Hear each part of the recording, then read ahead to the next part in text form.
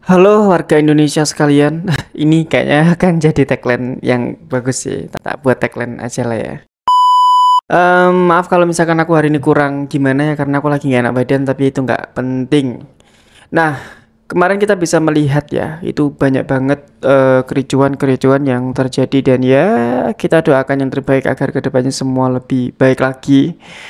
Dan hari ini aku akan mencoba untuk membahas tentang sesuatu yang berbeda dari sudut pandang banyak hal lah ya. Tapi sekarang aku pengen bahas korupsi yang semakin banyak terkuak ya. Dan pasti ya di sini ada dua sudut pandang.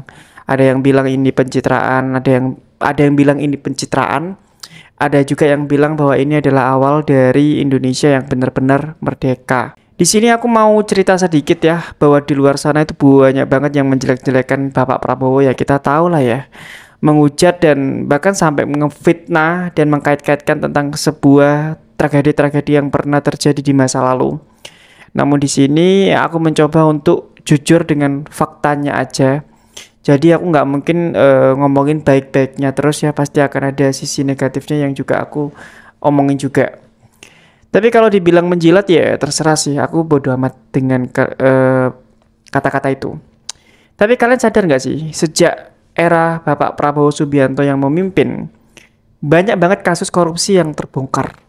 Mulai dari kasus yang kecil sampai kasus-kasus yang bisa disebut mega korup. Kita juga harus menyadari bahwa Indonesia tuh sangat banget mengakar korupsinya ya. Tapi kayaknya nggak ada kata mustahil untuk bisa dibersihkan. Dan menurutku juga saat ini Pak Presiden, KPK, dan juga Kejagung dan juga pemerintah lainnya itu benar-benar tegas menindak korupsi-korupsi itu.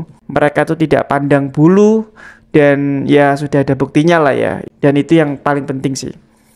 Dari itu semua ada sebuah pertanyaan besar, sebenarnya bagaimana sepak terjang pemerintahan Presiden Prabowo dalam memberantas korupsi?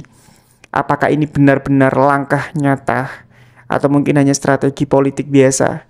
Jadi ya jangan di skip karena ada hal-hal kecil yang harusnya nggak dilewatin. Jadi kalian jangan skip video ini dan mari kita bahas.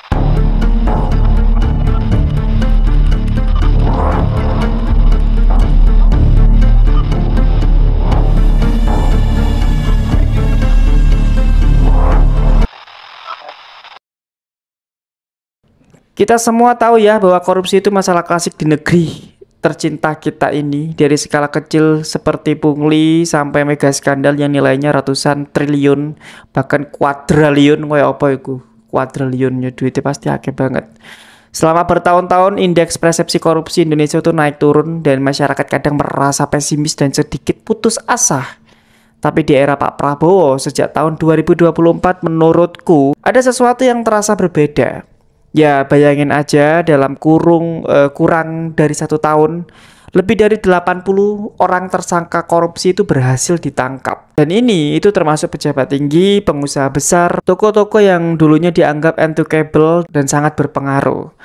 Kalau mungkin kalian butuh contoh faktanya ya, kita bisa flashback sedikit ke belakang. Yang pertama mungkin ada mega kasus Pertamina, yaitu kasus ini benar-benar bikin geger masyarakat Indonesia dengan pengelolaan minyak mentah yang buruk menimbulkan potensi kerugian negara sampai 193,7 triliun per tahun.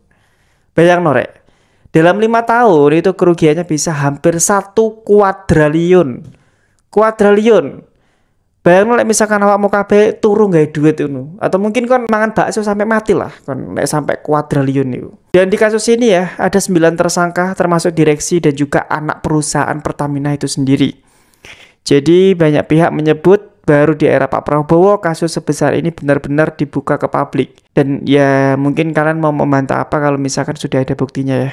Kalau misalkan kalian butuh bukti lainnya, selain Pertamina, ada juga yang lain yang melibatkan pejabat-pejabat daerah, perusahaan BUMN, bahkan kementerian yang di dalamnya sudah pasti orang-orang besar dan itu pun disikat juga sama Pak Prabowo dan juga pemerintahan ya. Dan setiap minggu kita dengar berita ada saja operasi tangkap tangan, penggeledahan atau mungkin pengumuman tersangka baru.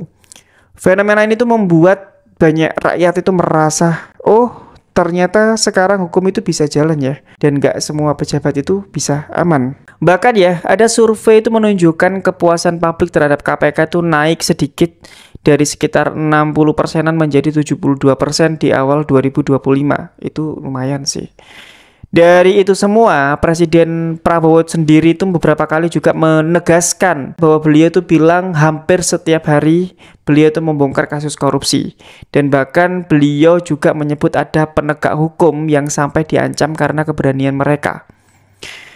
Dalam pidato kenegaraan awal tahun 2025, Pak Prabowo menyebut bahwa pemerintah itu sudah menyelamatkan anggaran negara senilai 18,5 M dolar Amerika Serikat. Hitungan dewe ku piro rek. Atau mungkin ya setara ratusan triliun rupiah atau mungkin masuk ke kuadriliun lah. Dan di sini ya pesan utamanya tadi itu menurutku sudah jelas banget. Tidak ada pejabat yang kebal hukum. Dan selain itu pemerintah juga meluncurkan rencana aksi nasional pencegahan korupsi 2025-2029 yang fokus pada transparansi anggaran, digitalisasi dan juga penguatan pengawasan internal. Hasilnya, indeks persepsi korupsi Indonesia itu naik 2 poin di awal tahun. Ya, menurutku memang masih kecil, tapi minimal itu jadi sinyal positif lah daripada sebelumnya. Tapi tunggu dulu. Apakah semua ini berarti pemberantasan korupsi kita sudah sempurna? Jawabannya ya, belum tentu. Bahkan beberapa peneliti dan aktivis anti korupsi itu menilai langkah Pak Prabowo itu masih sebatas show atau pencitraan. Ada yang bilang banyak kasus besar itu memang dibuka, tapi reformasi struktural di lembaga hukum itu belum terjadi. Ya mungkin KPK misalnya masih belum kembali sekuat sebelum revisi Undang-Undang 2019. Kritik lainnya menyebut bahwa pemerintahan Pak Prabowo itu masih memilih target-target aman lah. Istilahnya adalah fake heroism, yaitu jadi pahlawan palsu. Koruptor kelas kakap mungkin disentuh, tapi ada aktor utama yang masih dibiarkan. Terus ada lagi ya kebijakan rekonsiliasi yang kontroversial. Nah ini yang mungkin paling panas sekarang. Jadi Pak Prabowo itu sempat memberi grasi kepada tokoh politik seperti Pak Tom Lembong dan juga Hasto Kristianto yang sebelumnya divonis kasus korupsi dan secara hukum itu memang sah karena alasannya memang rekonsiliasi nasional, persatuan dan juga momentum hari kemerdekaan. Tapi banyak juga yang kecewa dari masyarakat sendiri itu bertanya, kalau misalkan koruptor bisa dapat gerasi, lalu pesan apa yang sampai ke rakyat kecil? Dari fenomena ini akhirnya menimbulkan dua sisi perasaan di masyarakat.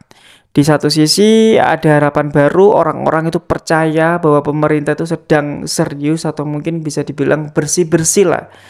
Jadi kasus besar terbongkar, pejabat ditangkap, bahkan uang negara juga diselamatkan.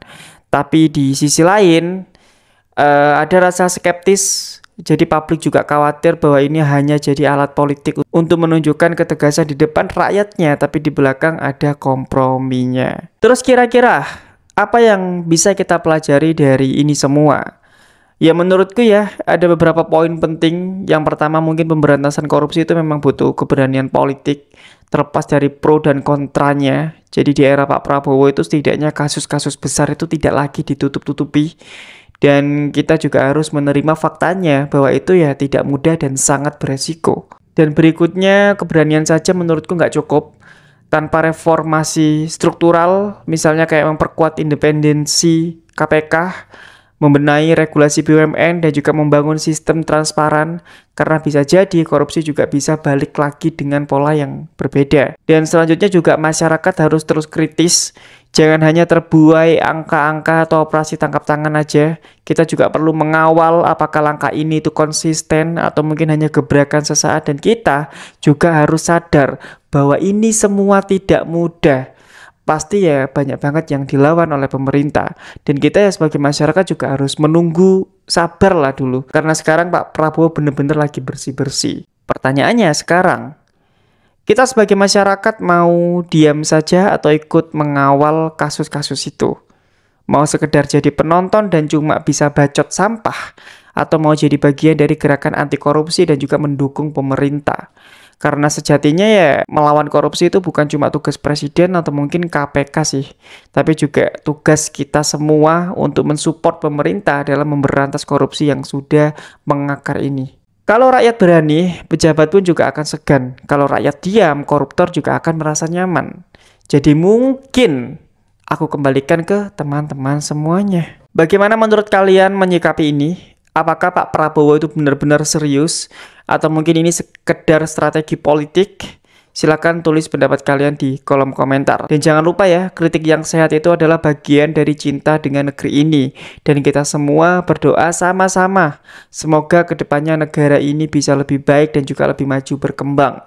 Semoga Pak Prabowo dan juga pemerintahnya itu bisa menjalankan tugasnya dengan baik dan diberikan kesehatan semuanya. Karena gimana ya ngomong yuk. Yuk kalian bisa membayangkan sendiri lah ya. Indonesia ini negaranya itu luas banget, Rek.